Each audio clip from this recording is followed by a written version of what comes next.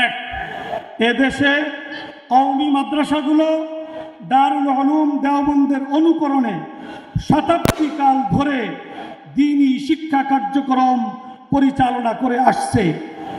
বিগত ফ্যাসিস্ট আওয়ামী সরকারের আমলে বিভিন্ন পর্যায়ে প্রশাসন এবং সরকার দলীয় লোকজন নানাভাবে হয়রানি ও হস্তক্ষেপ করেছিল। আমরা লক্ষ্য করছি যে 5 আগস্ট গণ অভ্যুত্থানের পরও কওমি মাদ্রাসাগুলোর উপর ওই ফ্যাসিস্ট সরকারের ঘাপটি মেরে থাকা একটি বিশেষ মহল সুকৌশলে হস্তক্ষেপের পায়তারা করে চলছে।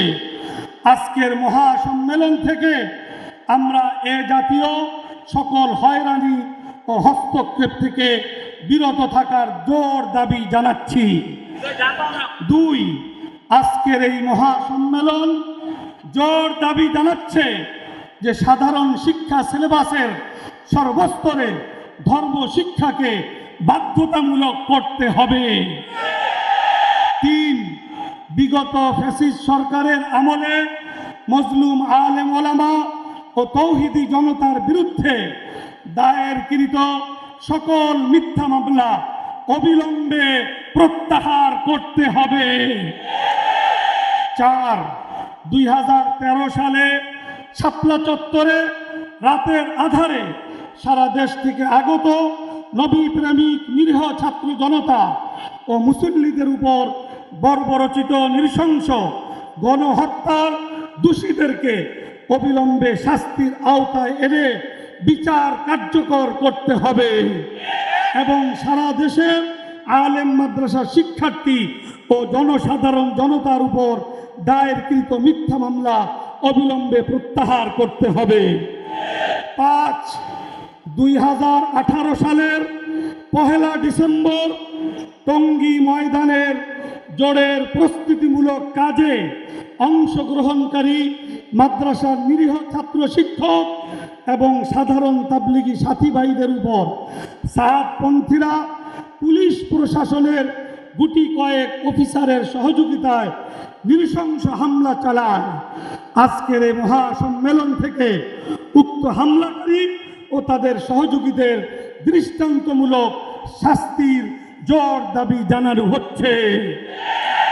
6, স্বঘোষিত আমির মাওলানা সাদ সাহেব কোরআন সুন্নাহর অপব্যাখ্যা, নবী রাসূল ও সাহাবায়ে কেরামের সমালোচনা এবং আহলুস সুন্নাহ ওয়াল জামাতের আকীদা বিশ্বাস বিরোধী বক্তব্য দিয়ে যাচ্ছেন।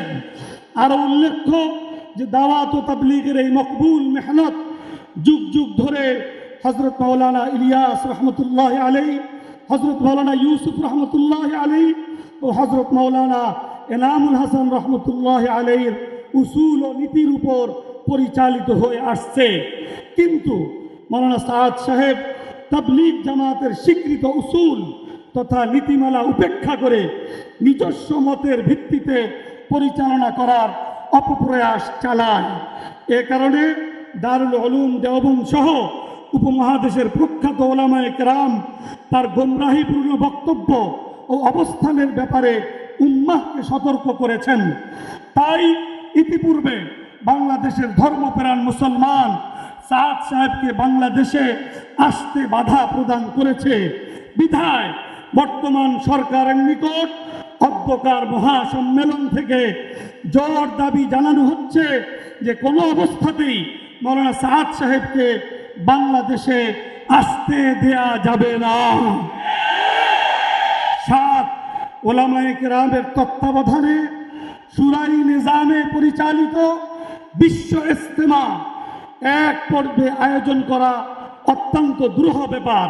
তাই আগামী বিশ্ব ইজতেমা 2 পর্বেই অর্থাৎ 31 জানুয়ারি ও 1-2 ফেব্রুয়ারি 2025 ইং শুক্রবার, শনিবার ও রবিবার এবং দ্বিতীয় পর্ব 7-8-9 ফেব্রুয়ারি 2025 ইং শুক্র, শনি, রবিবার করার তারিখ আজকের এই মহাসম্মেলন থেকে ঘোষণা করা হলো। এ ব্যাপারে সরকারের সার্বিক সহযোগিতা কামনা করছি। 8, কাকরাইল মসজিদ ও ও টঙ্গী বিশ্ব ইজতেমার ময়দানের যাবতীয় কার্যক্রম ওলামায়ে কেরামের তত্ত্বাবধানে শুরাই নিজামে পরিচালিত হবে। উক্ত স্থান ধরে সাতপন্থীদের কোনো কার্যক্রম চালাতে দেয়া হবে না।